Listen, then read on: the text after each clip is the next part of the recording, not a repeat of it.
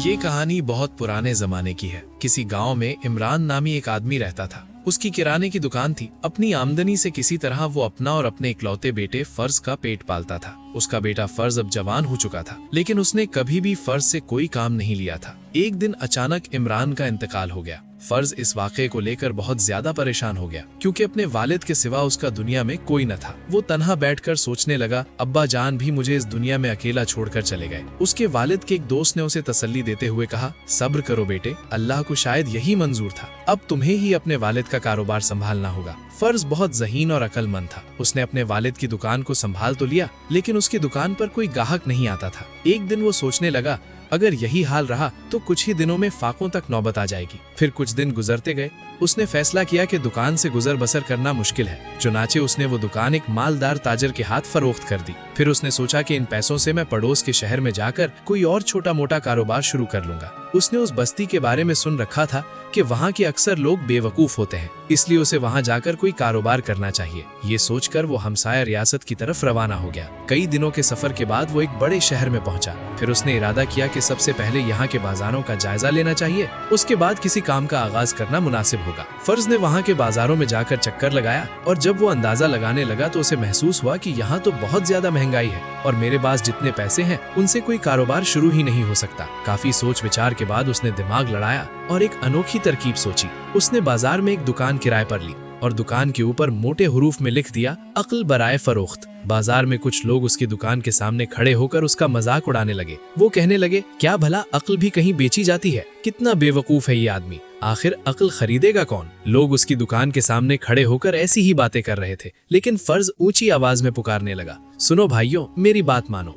किसी को भी कभी न कभी अक्ल की जरूरत पड़ सकती है, फिर चाहे वो कोई छोटा बच्चा हो या कोई बूढ़ा। बेशक तुम आज मुझ पर हंसो, लेकिन एक दिन जरूर आएगा जब मैं तुम सब से अक्ल का लोहा मनवा कर रहूंगा। असल में फर्ज अपनी धुन का पक्का था। लोगों के मजाक का उस पर जरा बराबर भी असर न हुआ। वो वैसे ही आवाजें लगाता रहा, यहाँ तक कि उसकी दुकान का चर्चा पूरे शहर में होने लगा। लोग एक दूसरे से कहने लगे, आजकल हमारे शहर में एक अक्ल का ताजिर आया हुआ है। और कोई कहता, ऐसा ताजिर तो मैंने अपनी जिंदगी में न कभी देखा न सुना। मजाक में ही सही, लेकिन लोग कहा करते, अगर कभी मुझे अक्ल की जरूरत पड़ी तो मैं जरूर उसके पास जाऊंगा। फिर कुछ दिन बाद एक शख्स मजाकन फर्ज के पास आ गया। वो उसे आजमाना चाहता था। उसने अक्ल का सामान खरीद कर ले गया। एक हफ्ते में सिर्फ 2 दीनार की ही दुकानदारी हुई, लेकिन फर्ज मायूस न हुआ। उसने कोई फिक्र न की, बल्कि दिल में सोचा कि एक न एक दिन मेरा काम जरूर चलेगा। इसी शहर में एक मालदार बूढ़ा रहता था। उसके पास बहुत माल दौलत थी, लेकिन वो बहुत कंजूस भी था। उसके बेटे का नाम मुनीर था, जो थोड़ा सादा सा जहन रखता था। ये नहीं कि वो कुछ समझता ही ना हो, लेकिन ज्यादा अक्लमंद भी नहीं था। एक दिन सुबह के वक्त वो अपने घर के सहन में मिट्टी डालने लगा, क्योंकि कल ही उसके वालिद ने उसे किसी बात की मिसाल देते हुए कहा था कि बेटे, हमें अक्ल की खेती करनी चाहिए, तभी हम अक्लमंद कहलाएंगे। उसने जब मुनीर को मिट्टी डालते देखा तो उसके वालिद बोले, आओ नादान, ये तू क्या कर रहा है? मुनीर बोला, अब्बा जान, अक्ल की खेती कर रहा हूँ ताकि आप और मैं दुनिया के सबसे बड़े अक्लमंद बन जाएं। ये सुनकर उसके वालिद ने सर पकड़ लिया और कहा, या अल्लाह, न जाने कब इसकी अक्ल की खेती तैयार होगी। फिर एक दिन मुनीर किसी काम से बाजार गया। जब वो फरोख्त की दुकान के सामने से गुजरा तो उसने बोर्ड पढ़ा, अक्ल की दुकान। वो रुक कर सोचने लगा, क्यों न जाकर पूछ लूं, अगर सस्ती हुई तो अपने और अब्बा के लिए ढेर सारी खरीद लूंगा। मुनीर दुकान पर जाकर फरोख्त से बोला, ये बताओ, अक्ल कितने धर्म की दे रहे हो? फरोख्त मुस्कुराकर बोला, जनाब, मैं अक्ल तोल कर नहीं देता, आप जितनी कीमत का मानेंगे उतनी की दे दूंगा। मुनीर सोच में पड़ गया कि कितने की खरीदी जाए। कुछ समझ नहीं आ रहा था, कहीं ऐसा ना हो कि महंगी खरीदी और अब्बा की डांट खानी पड़ जाए। फिर उसने सोचा, क्यों ना पहले एक धर्म की ही खरीद लूं। अगर अब्बा ने कहा कि सस्ती मिली तो बाद में और भी ले लूंगा। जहां इतनी अक्ल की कमी हो रही है, एक धर्म की अक्ल शायद कुछ काम आ जाए। मुनीर ने जेब से एक धर्म निकाला और फौरन फरोख्त को दे दिया। लो भाई, अभी के लिए मुझे सिर्फ एक धर्म की अक्ल दे दो, जरूरत पड़ी तो फिर ले जाऊंगा। फरोख्त ने कहा, ठीक है, जैसे आप मुनासिब समझें। उसने एक धर्म जेब में डाला और एक कागज निकालकर मुनीर की तरफ बढ़ा दिया। मुनीर वो कागज लेकर घर की तरफ चल पड़ा। रास्ते में वो सोचता जा रहा था, अब तो बात बन गई। जब मैं अब्बा को बताऊंगा कि मैंने सिर्फ एक धर्म में अक्ल खरीद कर कितना अक्लमंदी का काम किया है, तो वो कितने खुश होंगे। जब वो घर पहुंचा तो फौरन अपने वालिद के पास जाकर बोला, अब्बा जान, ये देखिए, मैं एक धर्म की अक्ल खरीद कर लाया हूँ। ऐसा करें, आधी अक्ल आप रख लें और आधी अक्ल मुझे दे दें। बूढ़े ने हैरत से कहा, क्या अक्ल खरीदी है? जरा इधर तो दिखाओ। कागज पर लिखा था, जब 2 लोग आपस में झगड़ रहे हों तो खड़े होकर उन्हें देखना दानिशमंदी नहीं है। ये पढ़ते ही बूढ़ा गुस्से से लाल हो गया। आओ नादान, नाकारा, तूने एक धर्म कुएं में फेंक दिया। ये बात तो बच्चा बच्चा जानता है कि दूसरों की लड़ाई देखना कोई अक्लमंदी नहीं है। अपने नादान बेटे को मारने, पीटने और डांटने के बाद वो गुस्से से भरा हुआ फरोख्त की दुकान पर पहुंचा। जाकर चिल्लाया, ए बेईमान, तूने मेरे बेटे को बेवकूफ़ जानकर धोखा दिया। मेरे पैसे वापस कर दे, वरना मैं सिपाहियों को खबर कर दूंगा। फरोख्त निहायत तहम्मुल से बोला, जनाब, आप बिला वजह गुस्सा कर रहे हैं। आपके बेटे ने अपनी मर्जी से अकल खरीदी थी। फिर भी अगर आप चाहते हैं तो मेरी पर्ची मुझे वापस करके अपने पैसे वापस ले सकते हैं। बूढ़े ने फौरन वो कागज निकाला और गुस्से में बोला, लो पकड़ो अपनी पर्ची और मेरे पैसे वापस करो। फरोख्त ने पैसे वापस कर दिए और बूढ़ा अपने घर की तरफ रवाना हो गया। इसी रियासत के खलीफा की 2 बेवियां थीं।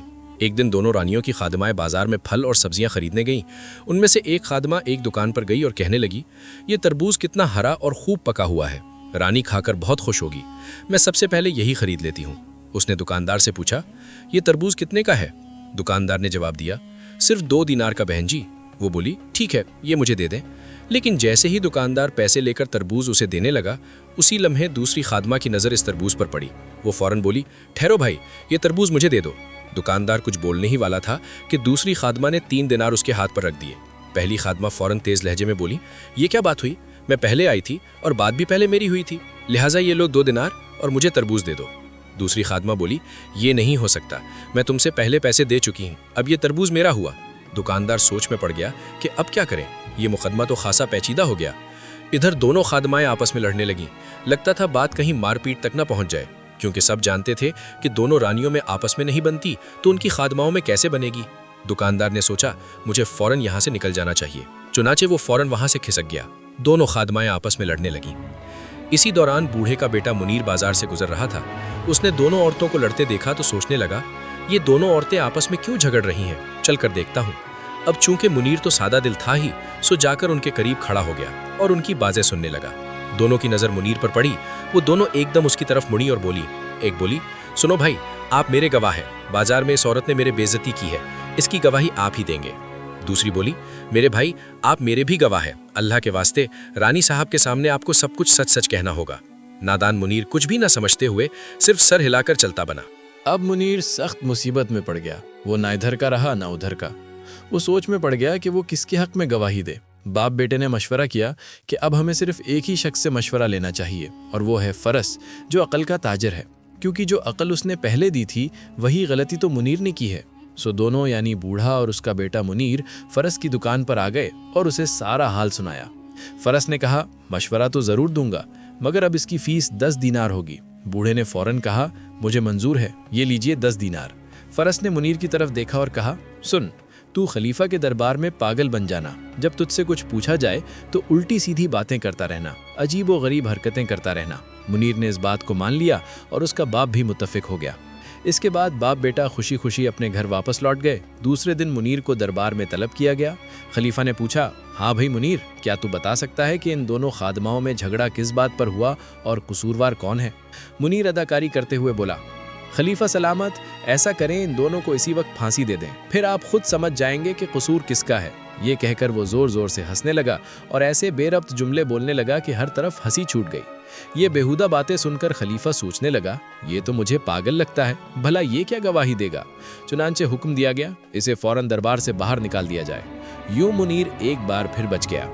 लेकिन अब उसके वालिद को एक और फिक्र लाहक हो गई थी। वो सोचने लगा, अगर किसी दिन खलीफा को ये पता चल गया कि मेरा बेटा वाकई पागल नहीं बल्कि जानबूझकर पागल बनने का ड्रामा कर रहा था, तो अंजाम बहुत बुरा होगा। वो दिल ही दिल में कहने लगा, ये अकल की बात तो मैंने सोची ही नहीं थी। बूढ़े ने अफसोस से कहा। फिर उसने अपने बेटे मुनीर से कहा, क्यों ना हम दोबारा उस अकल के ताजिर फरस के पास चले। चुनांचे दोनों एक बार फिर फरस के पास पहुंचे और दिल में बैठे शक का इजहार उससे किया। क्या तुम हमें इस मुसीबत से बचने का कोई रास्ता बता सकते हो? फरस ने संजीदगी से कहा, जी हाँ, जरूर बता सकता हूँ, मगर अब इसकी फीस पूरे 200 दीनार होगी। बूढ़ा हैरत से बोला, 200 दीनार भाई, कुछ तो कम करो। मगर फरस किसी सूरत भी 1 दीनार कम करने को तैयार न हुआ, चाहे जितनी भी मिन्नत समाजत की गई। अब बूढ़े के पास कोई चारा न बचा, सो उसने बेबसी से 200 दीनार की थैली उसके सामने रख दी। लो भाई, ये संभालो, अब हमें इस मुसीबत से निकालने की कोई अकल दे दो। फरस ने मुस्कुराकर कहा, यकीनन दूंगा, बस जरा सब्र करो, मामला थोड़ा ठंडा पड़ने दो, फिर किसी दिन खुद खलीफा के पास जाकर सब कुछ सच सच बयान कर देना। तुम सच्चाई से सारी मुसीबत से छुटकारा पालोगे। ये सुनकर दोनों बाप बेटा सोच में पड़ गए, लेकिन फिर बूढ़े ने दिल में कहा, जाहिर है फरस ने कुछ सोच समझ कर ही ये कहा होगा। अब तो उसकी अकल की दुकान बहुत मशहूर हो चुकी है, लोग दौड़ दौड़ कर मशवरे लेने आते हैं। आखिरकार बूढ़ा बोला, ठीक है फरस जी, जैसे आपने कहा वैसे ही करेंगे। इसके बाद दोनों बाप बेटा इत्मीनान से अपने घर वापस चले गए। 2 महीने गुजरने के बाद एक दिन मौका देखकर मुनीर खलीफा के दरबार में हाजिर हुआ और डरते डरते उसने खलीफा को सच सच सारी बात बता दी। खलीफा ने उसे खुश होकर कहा, हम तेरी दानाई से बहुत खुश हुए। बेशक अगर तू उस दिन पागलपन का ड्रामा ना करता तो यकीनन किसी एक रानी के गुस्से का शिकार जरूर हो जाता। जा, हमने तुझे माफ कर दिया। मुनीर ने जब खलीफा को राजी और खुश देखा तो उसने फरस के बारे में भी सब कुछ बता दिया। खलीफा ने बात सुनकर कहा, अच्छा, अगर तेरी आखिरी बात सच है तो बेशक वो शख्स बहुत अक्लमंद है, हम भी उससे अकल खरीदेंगे। अब तू जा सकता है। अगले ही दिन खलीफा ने फरस को दरबार में तलब किया। फरस हाजिर हुआ तो खलीफा ने कहा, ए अकल के ताजिर, तेरे बड़े चर्चे सुने हैं, क्या तू मुझे भी अकल बेच सकता है? फरस ने बिला झिझक जवाब दिया, जरूर आलम पना, मगर कीमत होगी 20,000 दीनार। खलीफा ने फौरन खजांची को हुक्म दिया कि फरस को 20,000 दीनार की थैली दे दी जाए। जब फरस ने दीनारों से भरी थैली वसूल की तो उसने कागज पर कुछ लिखा और वो कागज खलीफा की तरफ बढ़ा दिया। कागज पर लिखा था, बगैर सोचे समझे और अच्छी तरह गौर किए बगैर कोई भी काम मत करो। खलीफा ने कहा, बहुत खूब, हम तेरी दी हुई अकल से बहुत खुश हुए। ए फरस, अगर ज़रूरत पड़ी तो हम तुझसे मजीद अकल भी खरीदेंगे। अब तू जा सकता है। इधर खलीफा ने फरस की दी हुई वो नसीहत एक कागज पर लिखकर अपने तकिए के सरहाने रख ली। वो बार बार उसे देखता और कहता, वाह, क्या अकल की बात कही है इस शख्स ने। कुछ दिन गुजरे, अचानक खलीफा बीमार हो गया। ये देखकर वजीर, जो काफ़ी अरसे से खलीफा को हटाने के चक्कर में था, उसे ये मौका बड़ा मुनासिब लगा। चुनांचे वजीर ने लालच देकर शाही हकीम को अपना नवा बना लिया। एक दिन उसने जहर मिलाया हुआ इलाज तैयार कराया और हकीम को खलीफा के पास भेज दिया। खलीफा के सामने पहुंचकर हकीम बोला, आलम पना, ये ख़ास दवा पी लीजिए, मुझे पूरा यकीन है कि इसके इस्तेमाल से आप फ़ौरन ठीक हो जाएंगे। खलीफा ने दवा की तरफ देखा। अचानक पता नहीं क्यों उसे फरस की वो नसीहत याद आ गई कि बगैर सोचे समझे कोई भी काम मत करो और किसी की बात पर फ़ौरन यकीन ना करो। ये याद आते ही खलीफा रुक गया। उसने दवा को गौर से देखना शुरू किया और चंद लम्हे सोचने लगा। फिर उसकी नज़र हकीम पर पड़ी। इधर खड़ा हकीम खलीफा की ऐसी गहरी नज़रें देखकर घबरा गया। उसका रंग उड़ गया और वो घुटनों के बल झुककर गड़गड़ाने लगा। खलीफा, मुझे माफ़ कर दीजिए, मेरी कोई ख़ता नहीं, मैं तो वज़ीर के दबाव में आ गया था, उसी के कहने पर मैंने आपकी दवा में जहर मिलाया। खलीफा सोच में डूब गया। क्या वाकई ये वही अकल है जो फरस ने मुझे दी थी और जिसने आज मेरी जान बचा ली? खलीफा ने फ़ौरन वज़ीर को तलब किया। जब वज़ीर हाजिर हुआ तो वो आकर घबराए हुए लहजे में बोला, जहाँपनाह, मेरी बात सुनिए, मैंने कुछ नहीं किया। खलीफा ने निहायत संजीदा अंदाज में कहा, हम तो मुकम्मल सेहत याब हो चुके हैं, लेकिन वज़ीर साहब, आपके चेहरे पर तो बीमारी के आसार मालूम होते हैं। चलिए यूं कीजिए, यही दवा जो हमारे शाही तबीब ने तैयार की थी, आप नोश फरमा लीजिए, जल्दी तंदुरुस्त हो जाएंगे। वज़ीर के चेहरे का रंग उड़ गया। उसे फ़ौरन समझ आ गया कि उसकी साजिश पकड़ी जा चुकी है। वो फ़ौरन खलीफा के कदमों में झुक गया और फरियाद करने लगा, मुझे माफ़ कर दीजिए, मुझसे बहुत बड़ी ख़ता सरजद हो गई। खलीफा का चेहरा गुस्से से सुर्ख हो गया। खलीफा ने फ़ौरन हकीम और वज़ीर को तारीख खाना कैद में डाल दिया और फरस को अपने पास वज़ीर ख़ास के तौर पर रख लिया। ये कहानी हमें सिखाती है कि अक़ल और तदब्बुर से हर मुश्किल का हल निकाला जा सकता है।